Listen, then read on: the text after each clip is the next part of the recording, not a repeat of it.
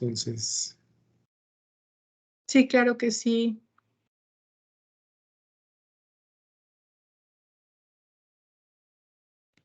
sí, de acuerdo.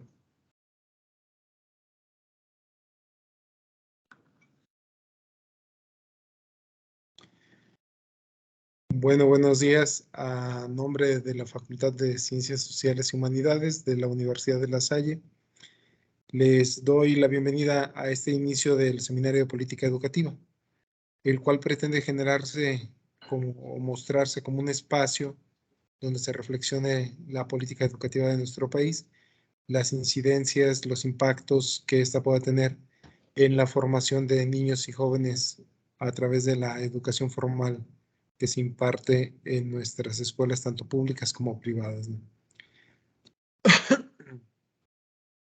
Les platico un poquito. Este será la introducción a lo que se pretende se continúe la reflexión. El día de hoy nuestros cuatro ponentes, la doctora Rosangélica, la doctora Araceli, el doctor Yamir y el doctor Luis Ernesto, mi tocayo, no yo. Haremos una breve introducción a lo que posteriormente cada uno de ellos reflexionará de manera individual cada una de las propuestas curriculares que se hacen en este nuevo modelo educativo mexicano, ¿verdad? Para empezar, me permitiré presentar a ustedes a la doctora Blanca Araceli Rodríguez Hernández. Ella es doctora en Pedagogía por la Facultad de Filosofía y Letras de la Universidad Nacional Autónoma de México. Estudió la maestría en Ciencias con especialidad en Investigación Educativa en el Departamento de Investigaciones Educativas del CINVESTAB, Instituto del Politécnico Nacional, y es licenciada en Educación Primaria por la Benemérita Escuela Normal Veracruzana Enrique Repsamen. Es investigadora nacional nivel 1 del Sistema Nacional de Investigadores de CONACYT e integrante de la Red Temática de Investigación en Educación Rural. Se ha desempeñado como docente en educación básica en escuelas primarias rurales y como profesora de educación superior en escuelas normales. En cursos de grado, posgrado, coordinó la licenciatura en Pedagogía por la Universidad Nacional, perdón, por la Universidad Autónoma de San Luis Potosí. Actualmente funge como profesora de tiempo completo en la Facultad de Psicología de la misma Universidad Autónoma de San Luis Potosí, y su línea de investigación es la didáctica de la lengua y formación docente. Muchísimas gracias, doctora, por tu participación. Nos acompaña además la doctora Rosangélica Torres Marmolejo. Ella es licenciada en Psicología, egresada por la Universidad de Guanajuato, y psicoterapeuta de orientación psicoanalítica de niños y adolescentes, egresada por la Universidad Vasco de Quiroga. Trabaja como docente de formación a nivel preescolar, egresada por la Escuela Normal Primaria Oficial de León. Es doctora en Educación y Desarrollo Humano, egresada de esta universidad de La Salle Bajío, en la línea de investigación de Educación y Desarrollo Socioemocional. Es miembro activo de la Sociedad Interamericana de Psicología, participando en equipos de trabajo de evaluación psicológica. Está especializada en salud mental por la Asociación Psicoanalítica del Bajío, además de diplomada en neuropsicología clínica pediátrica. Es además, tiene cursos además de psicoterapia cognitivo-conductual, de parentalidad terapéutica de autismo y trastornos del desarrollo, así como asesora académica, avalada por diversas instituciones y universidades.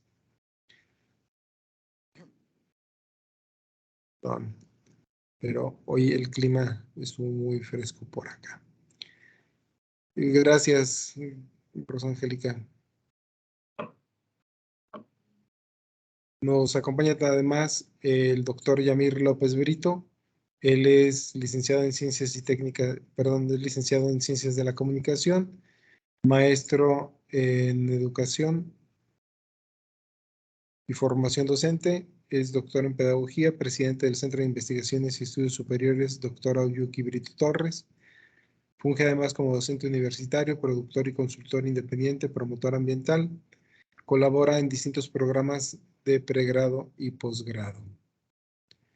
Y por último, me permito presentar a el doctor Luis Ernesto Solano Becerril.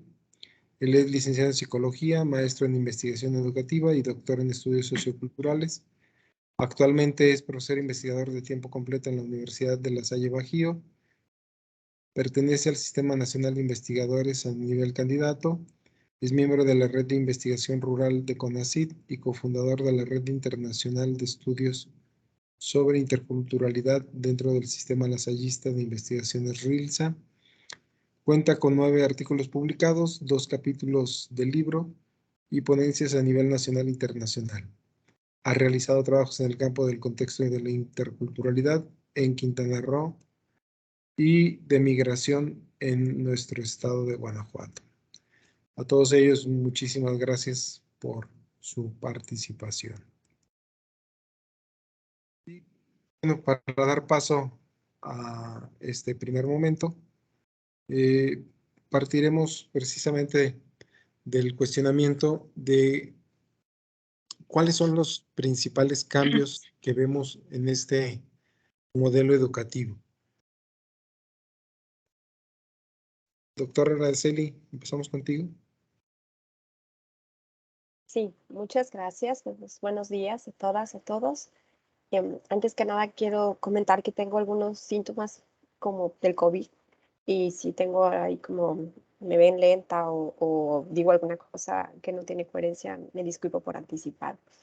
Bueno, yo quiero comenzar destacando un par de puntos importantes sobre los documentos que revisé.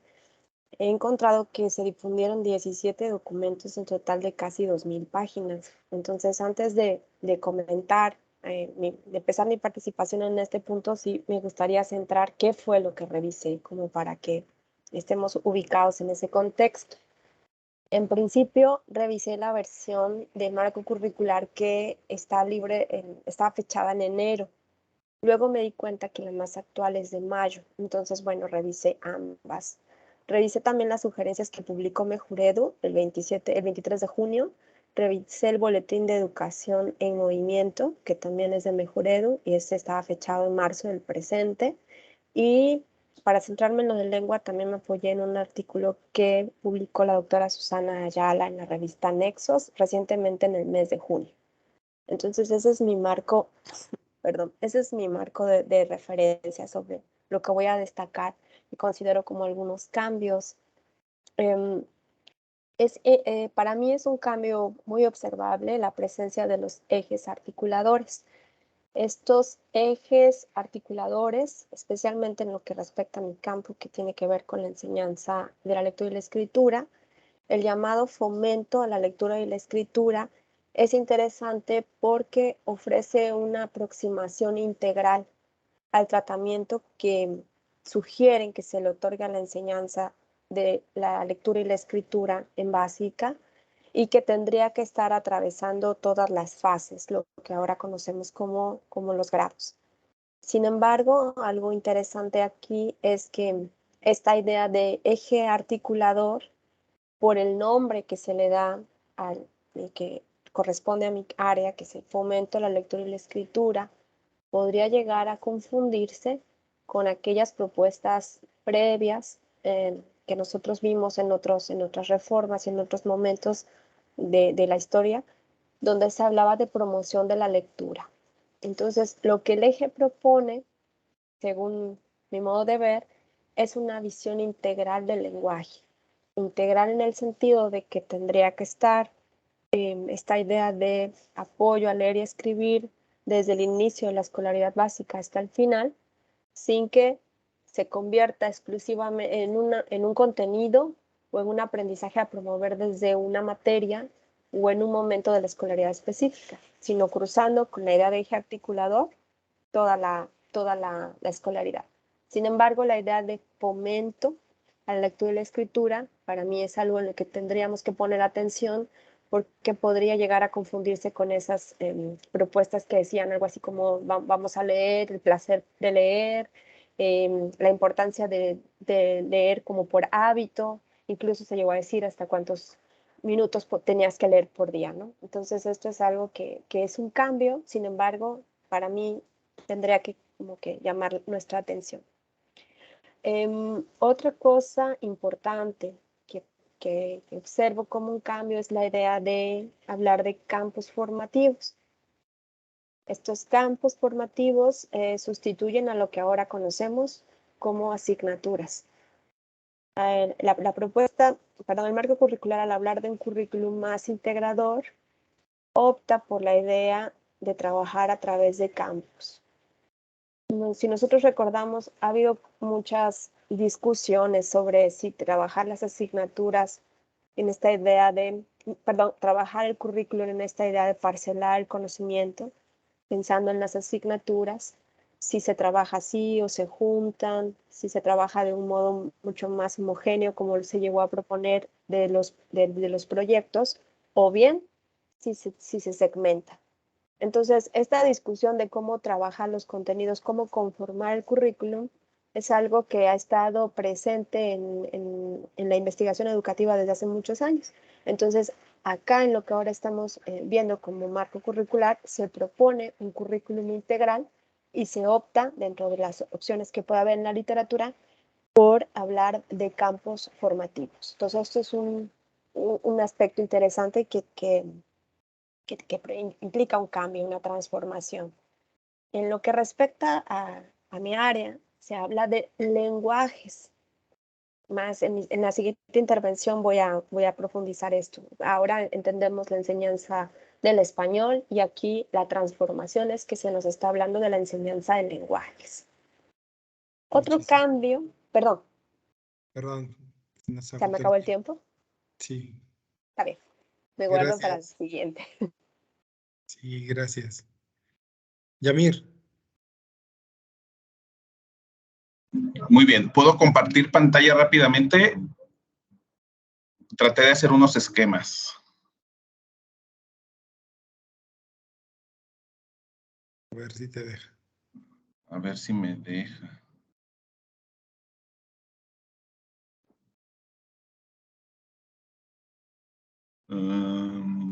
Creo que no tengo los permisos. Sí, sí me deja.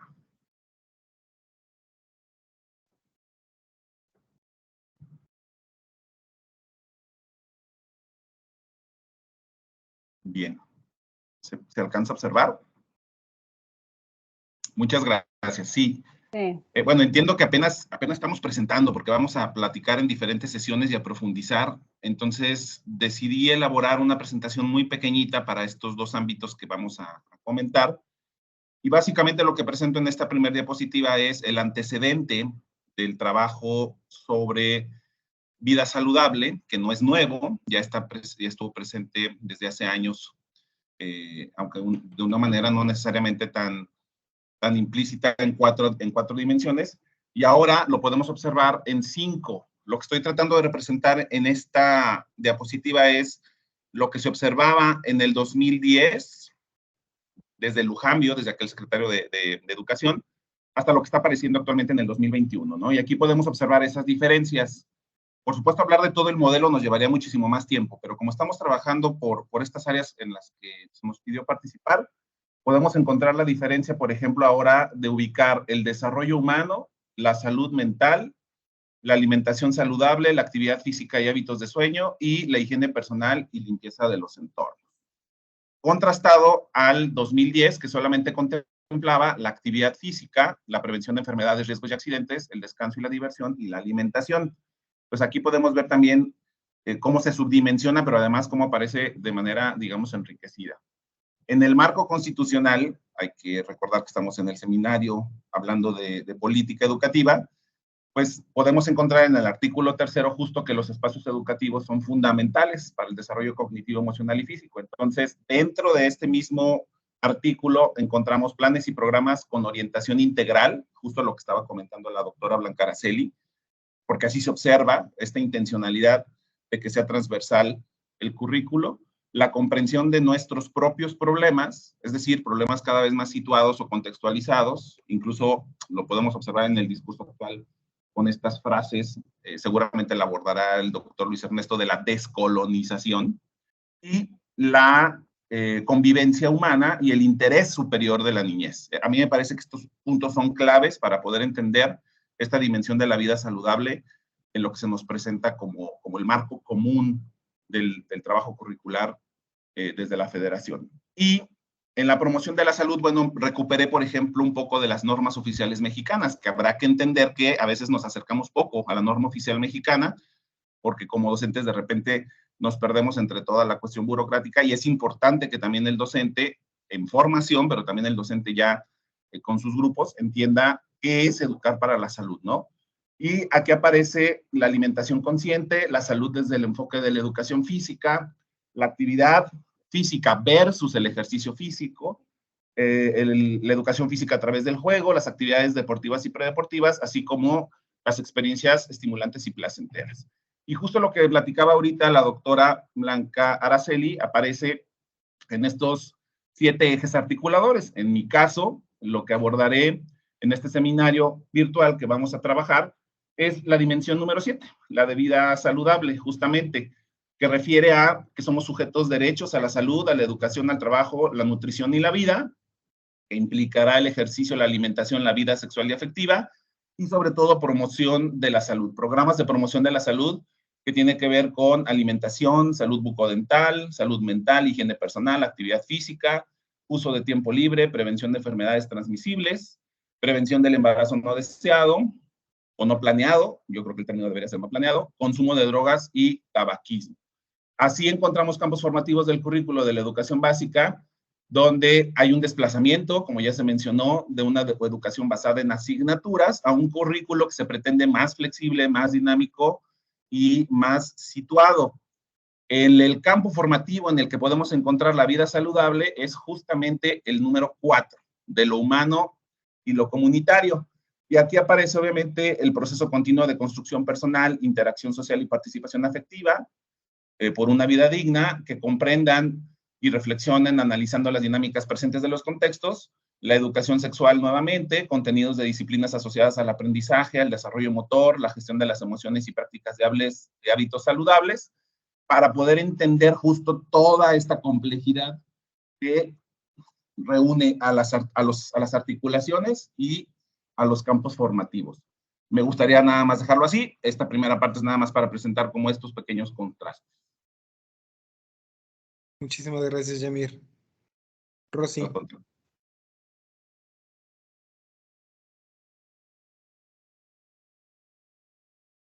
Está tu micrófono cerrado, Rosa Angélica. Perdón, sí. Buenos días y bueno, voy a tratar de comentar algunas cosas diferentes a lo que han comentado mis compañeros. Efectivamente, considero que esta propuesta curricular retoma importantes puntos y principios de vida. Y uno de ellos es precisamente la priorización de la dialéctica entre lo social y lo individual, ¿sí? Que nos lleva precisamente al establecimiento de comunidades y de la convivencia. Y retoma, como ya lo decía Yamir, las actualizaciones en materia de los derechos de los niños, de las niñas y los adolescentes, considerando el interés superior de la niñez en la toma de decisiones. Y desde aquí tenemos que considerar que la educación se ve no solo como un derecho inalienable de los niños, de las niñas y los adolescentes, sino también como un derecho al que se vinculan muchos otros derechos. El derecho a un desarrollo integral, el derecho a la igualdad sustantiva, el derecho a la no violencia, el derecho a la salud, el derecho a la diversidad, precisamente. Y como comentaba también Yamir, es muy importante que como docentes y todos los actores de la educación conozcamos los principios rectores que están enmarcados en los artículos centrales de la educación, de la Ley de Educación y de la Ley de los Derechos de Niños, Niñas y Adolescentes. Además que en nuestro estado también está la Ley para la Convivencia Libre de Violencia, la Ley de Inclusión para Personas con Discapacidad, la Ley de Igualdad entre Hombres y Mujeres y evidentemente todos los principios de la Ley de Educación, ¿sí? Entonces, es fundamental que nos adentremos también a esto, porque este modelo redefine mucho la función de la escuela y también la labor profesionalizante del docente.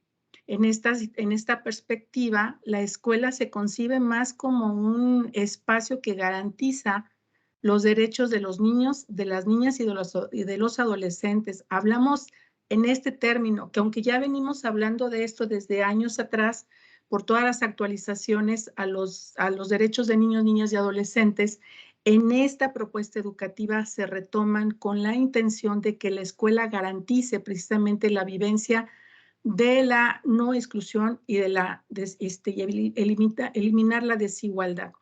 Y en esta parte se resignifica precisamente la relación del maestro y del alumno y subraya la profesionalización del docente, la importancia también de la presencialidad en la enseñanza y la reestructuración también de la didáctica que vaya más allá de la aplicación solo de técnicas, ¿sí?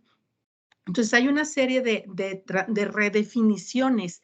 Se retoman muchos aspectos que ya hemos estado nosotros viviendo dentro del currículo día con día de nuestra práctica, pero este modelo lo está redefiniendo. Redefine también lo que corresponde a la autonomía curricular. Nosotros lo veíamos como la autonomía de la escuela.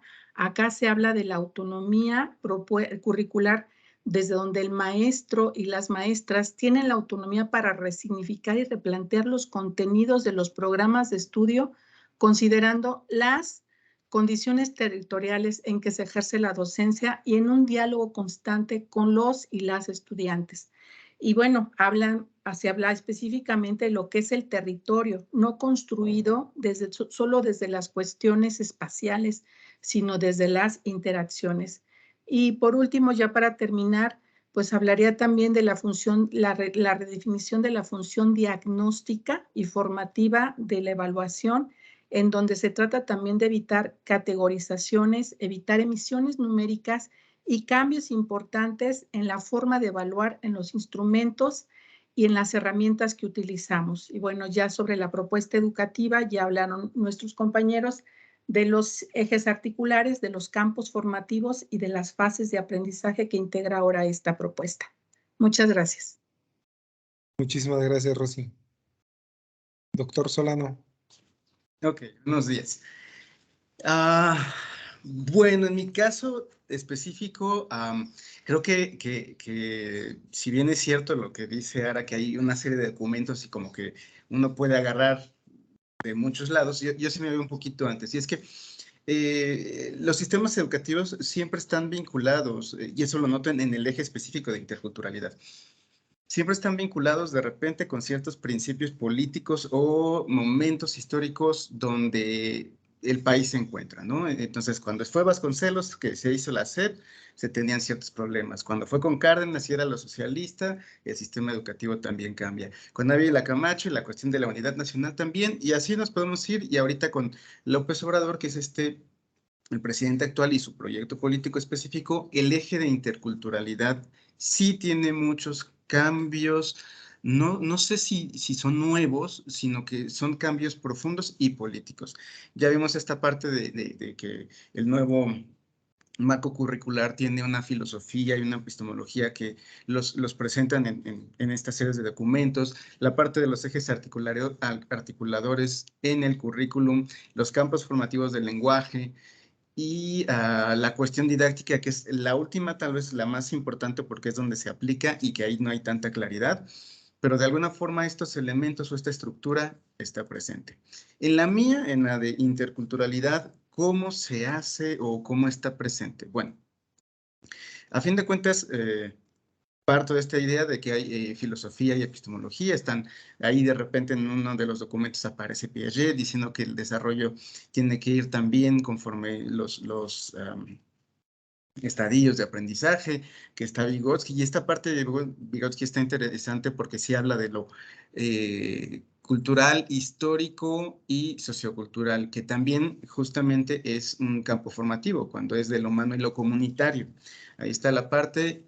¿Dónde están específicamente en mi campo? Pues que hace mención a Freire y a esta cuestión de la desigualdad educativa, la libertad, la cuestión de oprimido, y a partir de ahí abre la parte o el campo de conocimiento de interculturalidad crítica. ¿Qué significa esto? Hay muchos tipos de interculturalidad. Critican una que es la funcional y se van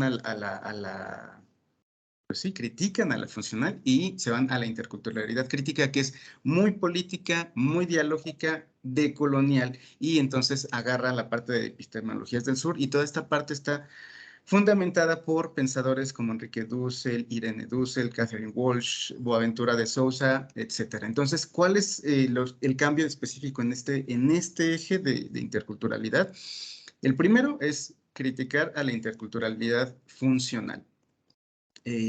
Esta funcional es muy vinculada a la internacionalización, es hablar inglés, es hablar a lo extranjero. Por otro lado, también es abrir de repente ciertos porcentajes o cuestiones de equilibrio que permitan extinguir tal vez protestas o algo por el estilo. Es decir, en mi escuela voy a tener y voy a aceptar la diversidad. Bien. ¿Hay algún tipo de modificación aparte? No, solo es muy, pues es que es eso, es funcional, es muy superficial, ¿no?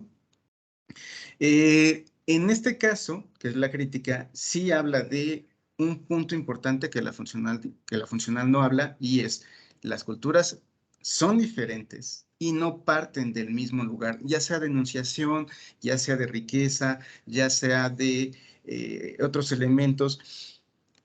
Y hacer consciente esta desigualdad desde inicio sí es importante. La funcional no lo hace. La funcional dice, vamos a dialogar siempre igualitariamente, como si ya estuviera de facto un horizonte, un piso parejo, y entonces a partir de ahí podemos hablar. Por decir, un ejemplo sería con jornaleros, ya vieron que ando trabajando también en esos aspectos, con jornaleros de otras culturas, dialogamos. Entonces, ya se me acabó, Luis. Desde hace rato toca yo. Perfecto, no pasa nada porque puedo seguir adelante y profundizo a esta parte de los ejemplos. Gracias. Perfecto, muchísimas gracias. Bueno, vamos viendo cómo se va moviendo precisamente el campo formativo. Decía la doctora Araceli, un campo formativo más integral, menos parcelado, pero pues, también existe la cuestión del adoctrinamiento, ¿no? Y eso lo vemos desde que surgió el libro de texto y además desde que surgió el maestro también yo creo que se da esta parte del adoctrinamiento. El siguiente cuestionamiento sería, pues bueno, ¿qué propuestas curriculares son las principales en el eje articulador que cada uno de ustedes analizará? Y iniciamos nuevamente con la doctora Araceli. Gracias, Luis. Pues lo que suena medular dentro del espacio que me corresponde y en lo que me voy a centrar en mi intervención cuando me toque, tiene que ver con esta concepción de lenguajes que se propone justamente en ese campo formativo. Esta mirada de lenguajes que nos proponen ahora tiene que ver no tan solo con lo que habitualmente se retoma en la escuela básica como lectura y escritura, como el aprendizaje del inglés o retomar lenguas originarias. Nos proponen una visión del lenguaje que se aproxima a diferentes formas de comunicación, incluso no solo las que tienen que ver con oralidad y escritura, sino con un lenguaje de las artes, con el lenguaje, con la lengua de señas, con diferentes maneras de leer el mundo. Entonces, esta visión que aporta el marco curricular en torno a la definición de lenguajes me parece que es un elemento central para el análisis si queremos nosotros entender cómo es que los docentes de preescolar, primaria y secundaria van a desarrollar en sus aulas la enseñanza que hasta este momento se conoce de la asignatura de español. Entonces, si ya frente a la asignatura de español, con los resultados de muchas evaluaciones estandarizadas y no estandarizadas, tenemos constantemente quejas sobre los bajos resultados que tienen los estudiantes en lectura y escritura, ahora con esta nueva mirada que nos aporta una concepción muy amplia de los lenguajes que tendrían que estarse abordando en la escuela, aquí un elemento importante para el análisis va a ser de qué modo los profesores van a concebir ahora la enseñanza y el aprendizaje de esos otros lenguajes, además del que usamos cotidianamente para comunicarnos y además de estas otras didácticas que tendrían que aprenderse. Entonces, ese es un elemento que pienso explorar, la idea de lenguajes, y también algo que ya voy anticipando como una crítica, es el lugar que ocupa la lengua oral dentro de este nuevo mapa curricular. Es decir, si bien enfatiza y destaca otras posibilidades de expresión, como tiene que ver con las de las artes, la danza, la música, me parece que esta posibilidad de comunicación oral no está lo suficientemente retomada, destacada. Y si nosotros entendemos, por ejemplo, que hay muchos espacios en contextos rurales donde la principal forma de interacción, de vincular conocimientos de una generación a otra, tiene que ver con el uso de la oralidad. Entonces, ese va a ser un elemento de discusión. Otro elemento de discusión va a ser poder revisar un programa, un apartado de un programa en uno de los grados para que podamos observar cómo en la distribución que se propone en ese grado que forma parte de una fase, que ese es otro cambio, ¿no? Ahora los entendemos como ciclos, primero y segundo, tercero y cuarto, pero en la propuesta se llamarán no ciclos, sino fases, cómo es que se movilizan los contenidos y lo que ahora denominan, ese no me lo aprendí, progresiones de aprendizaje, para que los profesores entiendan qué debe aprenderse por grado en lo relativo a cada campo. Entonces, quiero analizar cómo es que se propone para un grado en particular el aprendizaje de este campo que se llama lenguajes. Y, por ejemplo, en el que se propone para la fase donde se aborda primero y segundo grado, no está tan relevado el aprendizaje de los principios iniciales del sistema de escritura. Sabemos que una preocupación por años de los profesores que dan primer grado en primarias públicas es que los niños adquieran los rudimentos del sistema de escritura, que sean alfabéticos, que construyan estas bases para que después puedan seguir leyendo y escribiendo a lo largo de toda la escolaridad. Y entonces el elemento del análisis que quiero destacar ahí es de qué modo puede un docente ahora mirar esas preocupaciones que forman parte de de lo que está ahí instalado en las preocupaciones docentes, familiares y de los mismos niños, de que cuando llegan a primer grado necesitan alfabetizarse, ahora cómo se podrán ver esos requerimientos a la luz de esta propuesta que nos invita a acercarnos a los nuevos lenguajes. Ese va a ser parte de la revisión, y la idea es que podamos ir mirando lo que compone este campo de lenguajes, pero a la luz de lo posible para que esto se vuelva realizable en la escuela. Más allá de entender una propuesta curricular a partir de lo establecido en el discurso, la invitación que voy a hacer en mi espacio es que podamos pensar que de eso constituirán elementos nuevos que los profesores van a enfrentar su comprensión, su apropiación con muchas dificultades, cuáles de esos elementos van a poder dar espacio para que los profesores puedan echar mano de lo que conocen y continuar con sus prácticas, o bien cuáles verdaderamente corresponderán o darán el espacio para una autonomía curricular, para un aporte desde la escuela y la comunidad. Ya se me acabó el tiempo, pero esa es la idea de lo que quiero ir destacando posteriormente. Gracias. Gracias, doctora. No, muy interesante lo que veremos en tu participación y análisis de este nuevo esquema curricular. Y les comento a los participantes, en el apartado del chat acabo de poner un formato de Microsoft para que me hagan favor de llenarlo con fines de ir recabando la asistencia para sus constancias al final del seminario, que será en diciembre.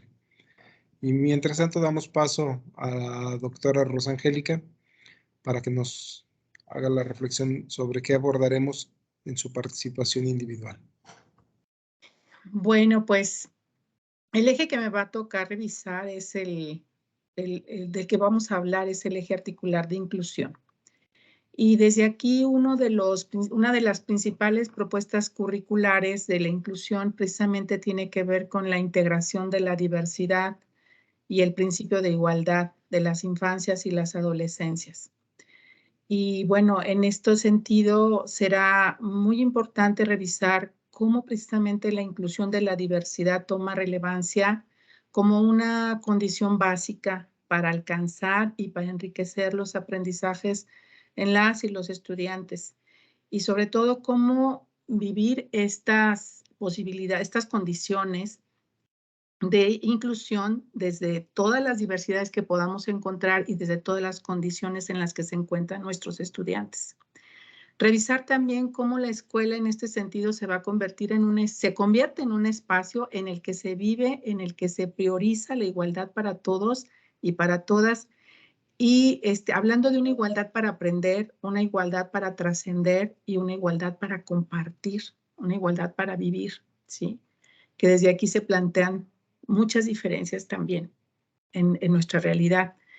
Revisar la escuela como un espacio en el que se construye lo común a partir de la diversidad. Y este término de lo común es también fundamental porque entenderlo desde dónde se va construyendo lo común, lo comunitario y el diálogo, la dialéctica entre lo social precisamente y la construcción de lo individual desde la construcción precisamente de la subjetividad, será también importante.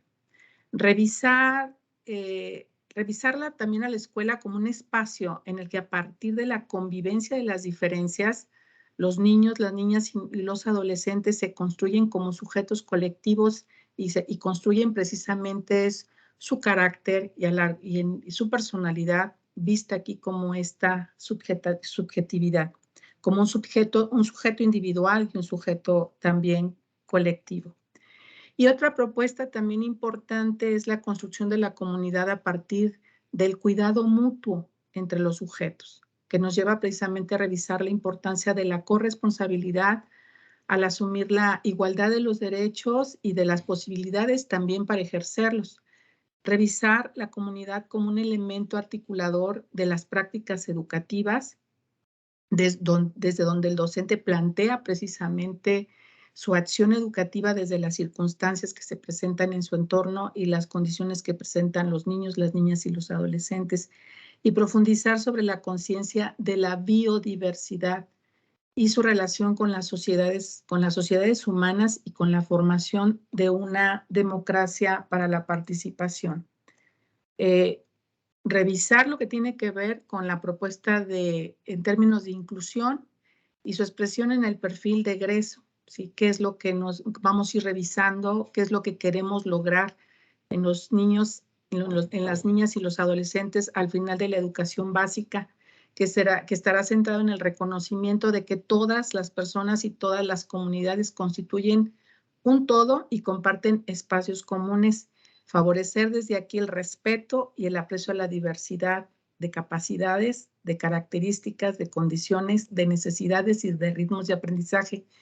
Y algo importante que veo también acá, que bueno, ya lo estaremos también comentando, es el papel que tiene las adecuaciones curriculares para lo que es la discapacidad en específico, porque no se plantea, se habla de capacidades, se redefinen y se eliminan ciertas conceptualizaciones precisamente para poder entrar al principio de igualdad y de igualdad sustantiva. Entonces, bueno, serán algunos de los aspectos que revisaremos también dentro de lo que es este eje articular de inclusión.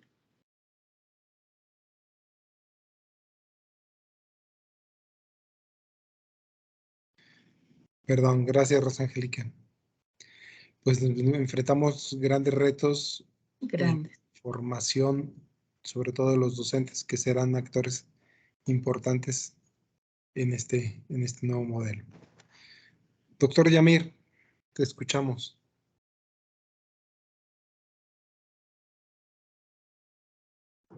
Muy bien, muchas gracias, Luis Ernesto. Bueno, haciendo énfasis justamente en esto que mencionabas hace un momento, que no hay sistema educativo que sea neutral, pues también en la dimensión de la salud vamos a encontrar articulado esta cuestión de la interculturalidad crítica. Y a mí me gustaría ofrecer este análisis que estamos pensando desde el seminario bajo 3 dimensiones, ¿no? La primera, la vida saludable con nuestro cuerpo. Es decir, ahí me gustaría abordarlo desde el cuerpo y la corporeidad. Segundo, la vida saludable con nuestra mente, ¿sí? Y la tercera, la vida saludable con otros. Justo lo que mencionaba la doctora Rosangélica. La vida saludable propia y la vida saludable en relación con los demás. Y bueno, aquí los conceptos importantes que a mí me gustaría tratar este análisis es justamente el término de la salud, con lo que implica la promoción de la salud, factores protectores de la salud, de riesgo, prevención de enfermedades y determinantes de la salud, en el entendido de lo que nos comenta la Organización Mundial de la Salud, ¿no? La salud implica un estado de bienestar completo, no solamente la ausencia de la enfermedad, y recuperar la salud mental. Y bueno, venimos también de un periodo de confinamiento y es importante, se le ha dado mucho peso a lo socioformativo. Bueno, aquí podemos comentar un poco en esta dimensión cuando me toque la intervención sobre la promoción y prevención de la salud mental, factores de riesgo y protección de la salud mental, condiciones que pueden afectar esa salud mental, el estrés, el síndrome de Burnout en el personal docente, la violencia, el acoso laboral, que incluso es algo de lo que se ha venido trabajando también en la política, no solamente educativa, sino se ha legislado en la cuestión laboral, ¿sí? El acoso laboral, el consumo de sustancias psicoactivas y conductas adictivas, crisis, duelo, pérdida y duelo en niñas y adolescentes. El apego, la resiliencia, el autocuidado y su relación con la salud mental, el apego y la seguridad, el autocuidado, la regulación emocional, la comunicación asertiva, el tiempo libre, la alimentación saludable y sostenible, también en una dimensión muy transversal e interdependiente, hablando de la sostenibilidad, el impacto que tenemos ambiental sobre nuestros hábitos de consumo, sobre todo en la alimentación, grupos de alimentos, selección de alimentos saludables, recomendaciones, hidratación saludable, actividad física y hábitos de sueño, perspectivas en el ámbito educativo y, por supuesto, en el caso en el que me encuentro actualmente participando es sobre todo en el de la educación física, que necesita justamente ser recuperada y valorada. A mí me parece que en el imaginario todavía se sigue conservando esta cuestión de la educación física únicamente como deporte, y no, la educación física es mucho más compleja y me gustaría trabajarlo desde ahí y ofrecerlo desde ahí. La educación física implica una alfabetización de la educación física, como lo menciona la UNESCO, y desde ahí podremos aspirar también a esta dimensión que hablábamos de la vida saludable. Por último, el último de las dimensiones es la higiene personal y la limpieza de los entornos. En el entendido de que también la construcción de nuestro cuerpo y nuestra corporidad es histórica, que también implica procesos decoloniales y también los hábitos de consumo de alimentos y todo lo que implica nuestra relación de la salud va a ser contextualizada y se tendría que abandonar esta dimensión europeocéntrica, de la que seguramente también nos hablará el doctor Becerril. En lo general, parece mucho contenido, voy a tratar de ser muy sintético, pero bueno, pues para hacer el análisis necesitamos revisar bastantes documentos, como hace rato lo mencionaban las doctoras y el doctor, pero bueno, pues justamente para eso es este encuentro, ¿no? Para poder dialogarlo, para poder comentarlo, no necesariamente tenemos que estar de acuerdo, la cuestión es poder ofrecer pues, también esta perspectiva democrática que aspira lo que nos dice la 4T, ¿no? Que sea más bien una atención de derechos y no de privilegios. Se nota complejo, pero bueno, pues así está ofrecido desde este marco político. Y habrá que decirlo también ideológico. Muy bien, muchísimas gracias, Yamir. Vemos entonces estas situaciones interdisciplinares y transdisciplinarias entre los ejes, no son ejes aislados, sino articulados. Terminamos con esta ronda de presentaciones con el doctor Solano. Ok, gracias. Bueno, en el caso de lo que es la interculturalidad, ¿en dónde voy a tener que profundizar? Lo primero es indiferenciar precisamente los elementos de por qué hay algún tipo de funcionalidad o hay una interculturalidad funcional y cuáles son las diferencias con las otras, ¿no? Una de sus principales diferencias son precisamente estos principios políticos que existen de la nueva propuesta a la que se tenía antes. Antes, de hecho, estaba la CGIB, la Coordinación General de Educación Intercultural y Bilingüe, así se llama, donde tenían ciertos supuestos interesantes, pero ahora sí se lleva como que más al fondo a través de la decolonización y demás. Entonces, sus principios políticos voy a tener que ahondar en eso cuando sea momento de mi participación más profunda. A mí me va a gustar la relación con otros ejes temáticos que ya ahorita el doctor Yamir lo hizo y lo menciona en la cuestión de salud, también en la cuestión de la lengua. Y entonces para mí es un eje, este eje específico no solo es una parte de los demás, sino que parece ser que todos los ejes son transversales de repente. Y articular eso va a ser un reto mayor, ¿no? Y por último, pues, ¿cuál es la finalidad última de esta cuestión? Para pronto y para no quedarnos tanto en el aire, una de sus principales diferencias entre la funcional y la crítica, pues la funcional reconoce esta diferencia, esta diversidad, hablan del diálogo igualitario, la tolerancia, pero no se cuestionan las causas de la desigualdad. Aquí es un elemento importante. Y la otra es que integra a esta diversidad y a estas diferencias a un sistema económico político mayoritario. Los integra. Es decir, puedo hacer programas compensatorios como el PAI, que es este programa de atención educativa de estudiantes indígenas, y les abro un porcentaje de mi matrícula a estas personas. Bien, los está integrando, pero no está, digamos, profundizando en las desigualdades ni nada. La crítica sí parte de, existen diferencias lingüísticas, culturales, sociales, territoriales y más profundas. Y estas diferencias nos van a hacer relacionarnos de formas distintas y van a hacer que intentamos las cuestiones de formas distintas. Por lo tanto, en lugar de integrar, favorece la creación de espacios para tener diferentes epistemologías, diferentes saberes. Entonces, si fuera una imagen, esta es una cuestión, ¿no? La funcional es, te abro un espacio en un mercadito para que tú vendas tus artesanías, por decir. Cuando la crítica no, es trabajar con disensos y entonces no solo te permito hacer eso, sino te abro un espacio donde discutas, generes, abren tus desigualdades, trabajes en disensos. Y bueno, el CIDES y del ZLN es un ejemplo ya muy viejillo, pero es un ejemplo. No es el único, existen bachilleratos aquí con los wixárikas, con los huicholes, existen en Tabasco otros ejemplos, no se diga la intercultural allá en Ayuc, en Oaxaca, con la Ibero. Es decir, hay diferentes ejemplos interesantes. Pero la cuestión es esta, la creación de espacios. Y un elemento que va a ser de mucho choque, que es precisamente lo que decía el doctor Yamir, es este choque eurocéntrico. ¿Por qué? En la interculturalidad crítica sí hay una diferencia entre conocimiento y saber. Conocimiento tiene que ver con conocimiento científico, y cualquier persona que trabajemos estos temas sabe que está el método científico, Augusto Comte y todas estas pensamiento epistemológico que surge desde ahí. Y en otros horizontes del mundo existen estos saberes que son conocimientos empíricos, prácticos y vivenciales. Cuando habla de tener un diálogo de saber, es en qué momento vamos a poder, en lugar como la imagen que es un ciencia contra tradición, digamos, ahora no se trata de estar opuestos, sino hacerlos dialogar. ¿En qué momento el conocimiento científico se va a sentar a dialogar este supuesto orden superior que tiene por ser repetitivo, controlado, etcétera, con otro tipo de conocimientos que son interiorizados y comunitarios? Ejemplo rápido de esto. En Tlaxcala había un espacio donde fueron a sembrar maíz y entonces llegaron personas, y ese ejemplo real, personas con una mazorca genéticamente modificada para hacerla más productiva, por un lado, y entonces estuvieron presionando para que se cultivara. Los habitantes decían, es que esa mazorca no va a funcionar aquí por el tipo de características de nuestro suelo, etcétera. Ponen y siembran la mazorca genéticamente modificada.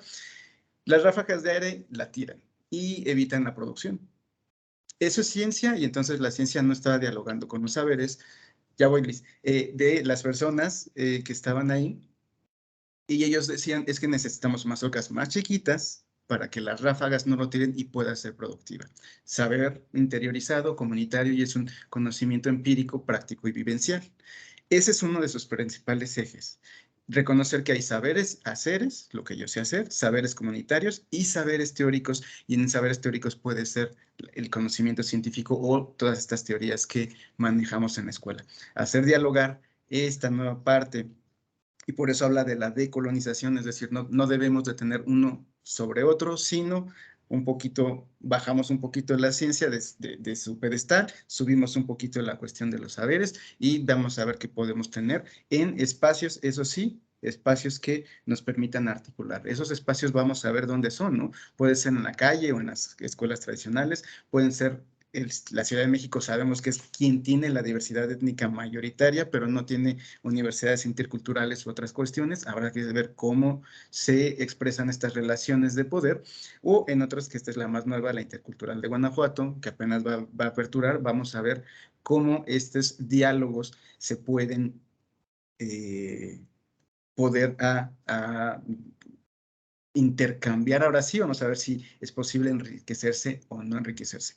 Y a fin de cuentas, estos principios generales, ¿cómo se aterrizan a todo lo demás? Pues a través de que estos campos sí incorporen enfoques y contenidos en uno o más ejes. Y aquí está el principal reto, porque entonces va a ser, vamos a dar nuestras asignaturas, que estas asignaturas, independientemente de tal vez al campo al que estén, sí, lo ideal sería que tomaran un poquito de cada eje y las conformáramos ahí. Vamos a ver que se puede, ¿no? La parte del territorio y de la comunidad es importante porque habla precisamente, hay que hacerlo sobre todo con la realidad en la que viven. Y esto en los ámbitos rurales es importante. Entonces, bueno, ya para cerrar tal vez ahorita rápida mi participación e ir en tiempo, sí necesitamos ser en este eje consciente de las asimetrías, ya sea etnia, género, identidad genérica, etcétera, que existen, territoriales. Yo creo que va a haber un documento básico que va a acompañar tarde o temprano de forma paralela, que son este manual, se llama Marco Constitutivo, Marco Teórico de las Competencias Interculturales de UNESCO. Ahí vienen diferentes competencias que los docentes y las personas deberían de estar atentas y desarrollar. Y este documento puede servir como eje. Y bueno, por último, es que, como decía, la interculturalidad era como paliativo de vamos a abrir espacio y ahora no, ahora se reconoce que los mestizos o esta etnia mayoritaria que somos los mestizos, también necesitamos interculturalidad y también necesitamos meternos a los procesos comunitarios de otros lugares, de otras etnias, de otras comunidades y también a las otras lenguas para poder establecer bien la comunicación. Y de mi parte ahorita dejo esto para seguir con el cierre, yo creo que vamos a tener acá. No, ya te acabaste tus minutos de cierre, tocayo. Bueno, pues ya ni modo. Vamos al cierre. Les recuerdo, por favor, que en el chat está una liga de forums. Si me hacen favor de registrarse para fines de llevar el récord para expedir constancias de participación del seminario, ¿sí? Y para avisarles de la siguiente sesión que tenemos. Cerramos, tenemos un minuto para cerrar. Doctora Blanca Araceli. Gracias. Sí, yo creo que va a ser muy importante que podamos ver los documentos prescriptivos a la luz de lo realizable, con las condiciones de los docentes de nuestro México, aunque son demasiados, es imposible entender todas, son distintas. Sí hay investigaciones que nos ayudan a tener como más o menos medido el escenario y ver qué de lo que nos proponen para la enseñanza de los lenguajes, en esta idea de fomento a la lectura y la escritura, es realizable en las condiciones actuales. Entonces, esa es la intención, terminar con una comprensión lo más profunda que se pueda. Son muchos documentos, como ya les decía, de lo que se propone para estas áreas, pero también con una visión crítica de que tanto de lo que está ahí es realizable. Finalmente, es un documento prescriptivo que acaba de entenderse su valor en la medida de que esté ahí sea, se pueda concretar en un espacio determinado, ¿no? No tan solo es para contemplar. Entonces, ese es mi cierre. Muy bien, muchísimas gracias, doctora Araceli. Estaremos profundizando este eje articulador el 7 de octubre. Entonces, los lenguajes nos quedamos que es el eje articulador, importante reflexionar, ¿no? Rosangélica. Bueno, pues también esto que comentaba la doctora Blanca es fundamental. ¿Qué de todo lo que está planteado aquí de verdad es realizable? Desde el eje de inclusión, considero que un gran reto para las escuelas y para los maestros y maestras será precisamente el poder garantizar a las infancias, a las adolescencias, las condiciones que lleven a un desarrollo integral, sobre todo por las grandes desigualdades evidenciadas en este periodo de contingencia y que desde ahí la revisión del documento plantea todas estas desigualdades en todos los campos de salud, de trabajo, de tecnología, de acceso a las tecnologías, de educación, ¿sí? De acceso a la educación. Entonces, en este eje de inclusión, en donde se da también la necesidad de garantizar y priorizar la igualdad y garantizar la educación para todos y favorecer un desarrollo integral, es un gran reto para las escuelas, para los docentes, el poder hacer realidad todo esto, con las grandes desigualdades que vivimos. Pero fundamental, ya lo decía el doctor Luis Ernesto, toda propuesta curricular tiene un proyecto político que no es neutral y que en sus planteamientos define qué se va a enseñar, cómo se va a enseñar, quiénes y los medios a utilizar. Y por eso es importante también que todos los maestros y todos los que participamos en el campo de la educación hagamos una revisión de estos documentos y nos adentremos a las propuestas que llevan este planteamiento educativo. Y bueno, ya lo estaremos revisando precisamente en este eje de la inclusión. La inclusión la tenemos el 5 de agosto. ¿4 o 5? Pues el viernes de agosto primero. Ok, 5 de agosto. Así no me peleo. Sí. Me comentan que creo que no está activo el chat y no pueden ingresar a la Liga del Forums. De cualquier manera, ya activamos la función para descargar la lista de asistencia.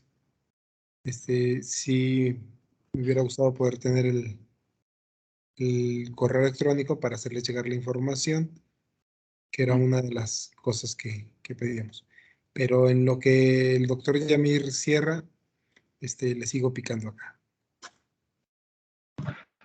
Muy bien, bueno, pues me subo al tren justo de lo que han comentado los compañeros. El asunto es, se antoja pues esta invitación que tenemos para platicar, se antoja subirnos al debate, a la discusión, justamente en lo que implica el currículo oficial, que corre por un lado, y el currículo operativo, que es finalmente lo que se hace, ¿no? Lo que le da la vida a la escuela. También lo que nos enseña, el currículo nulo, y en ese tenor, pues, encontrar estos puntos de articulación, como mencionaba el doctor Solano, y trabajar sobre el conflicto. Yo lo que veo en esta propuesta es justamente trabajar en el conflicto, por eso esta perspectiva dialéctica. El asunto es encontrar la interdependencia entre todas estas dimensiones, poder entender y comprender esa interdependencia y a partir de ahí, entonces, sí transformar, que es lo que intenta el pensamiento crítico, ¿no? La dialéctica.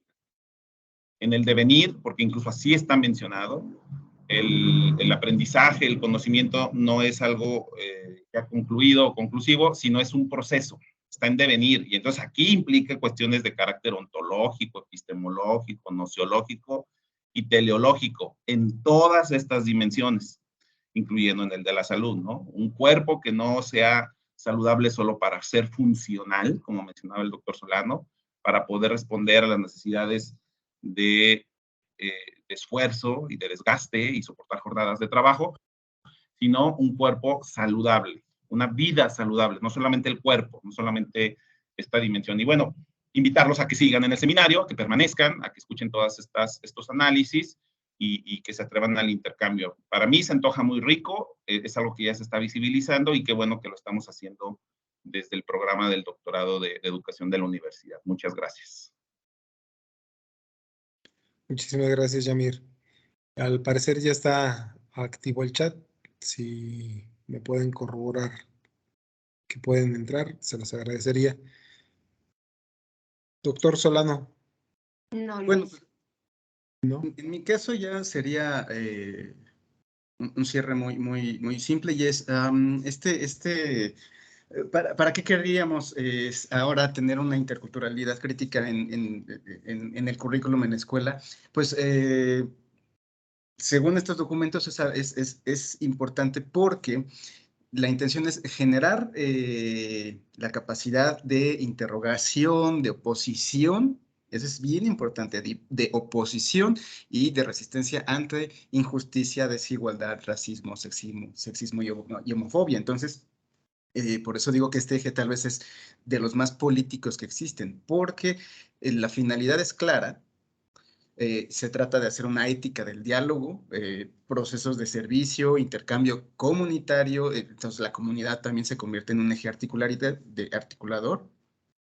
Pero lo importante en este punto específico es que pareciera que no hay una propuesta tan clara de aterrizaje en las prácticas docentes y en otros elementos. Y entonces seguramente van a dejar el desarrollo de técnicas, tácticas y demás a los contextos y a los docentes. Y ahí es una responsabilidad enorme hacia quienes estén al frente de grupo, porque entonces los lineamientos son muy generales, pero las aplicaciones son muy particulares. Vamos a ver en esta ocasión, a ver cómo se desarrolla este eje, pero es de los más, por lo menos yo veo de los que están más abiertos y por lo tanto en su aplicación va a ser más difícil. Ya con esto yo cerré. Muy bien, muchísimas gracias. Bueno, pues no me resta más que agradecer en este primer momento. Esperamos contar con la participación de ustedes en las subsiguientes sesiones del seminario para ir reflexionando, ir profundizando precisamente en estos cambios que se vislumbran en las formas de aprender y de enseñar en la educación, sobre todo básica, que en lo personal me parece favorable, con algunas cuestiones que habría que mejorar, pero como todo, ¿no? Y veremos qué resultados obtenemos al final de la jornada, después de reflexionar cada uno de estos exarticuladores y la incidencia que puede tener precisamente pues, en nuestros niños jóvenes y en la construcción de este país llamado México. Muchísimas gracias, les agradezco, nos vemos el próximo 5 de agosto, 10 de la mañana. Estaremos publicándolo, estaremos haciéndole llegar la información y esperemos seguir contando con su participación. Les deseo que pasen un feliz día. Hasta pronto. Muchas gracias. Feliz día también para todos. Gracias, compañeros. Gracias, Luis. Gracias. Gracias. Gracias. Gracias. Gracias. Bonito día. Bonito día. Nos vemos. Gracias. Buenos días.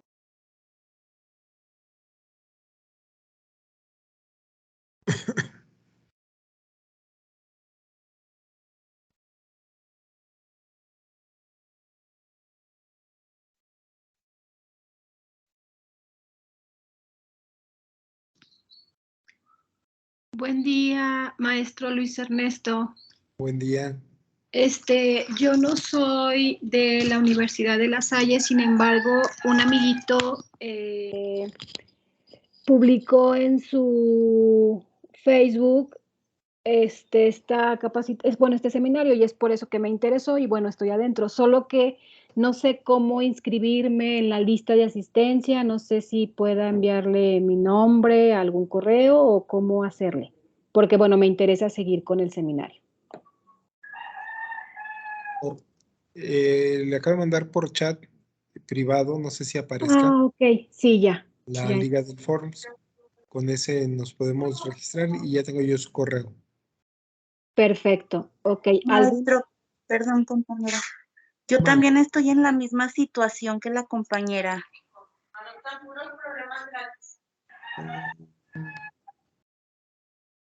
Es que no me activa. Les dejo mi dirección de correo. Sí. es L de Luis, E de Ernesto, Chávez, todo junto, L E Chávez, @delasalle.edu.mx. .edu.mx. Perfecto. ¿Me lo puede repetir, por favor?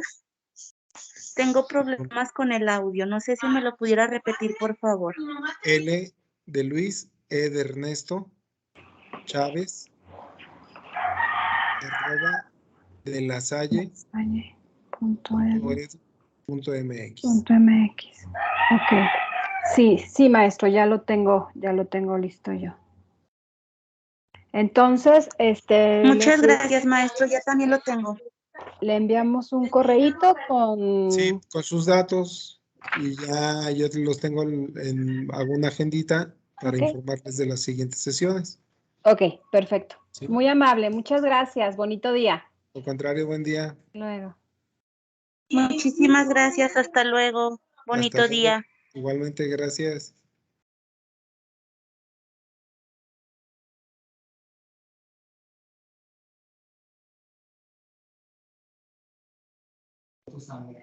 Ya nos retiramos, ¿verdad, Luis? Por lo pronto y por el día de hoy, sí, Rosy. Sí. Bueno, oye, nada más nos mandarás, voy a hacer la primera en el siguiente, en el de agosto. ¿Nos mandas también una estructura para podernos guiar o ya Sí. lo organizamos de manera libre? Se las mando. La idea es que dejamos más bien un espacio para el diálogo. Entonces, como media hora de presentación y dejamos unos 20 minutos para preguntas y respuestas y digamos con conclusiones. Ok, ¿Sí? bueno, está muy bien. Entonces ya Perfecto. para irme centrando en esos tiempos. Pues un Sí. placer estar con ustedes. Muchísimas gracias y luego ya nos pasas también tus observaciones. Sí, claro, Sí. gracias. Hasta De hecho, luego. te hago patente de antemano, Rosario les envió una gratitud y felicita a los participantes por el espacio que se está generando de reflexión. Muchísimas gracias. Estamos por acá y estaremos preparando entonces. Bueno, ya estamos en ese tema con la revisión de todos los documentos, como comentaba la doctora. Pero bueno, nos vemos por acá en agosto. Cuídense mucho. Muchas gracias, Yamira. Hasta luego.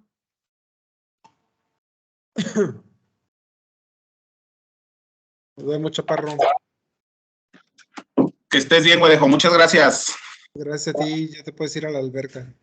Yo me voy a diciembre, ¿verdad? Sí.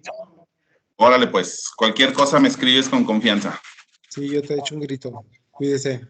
Saludos a la familia. Dale, bye.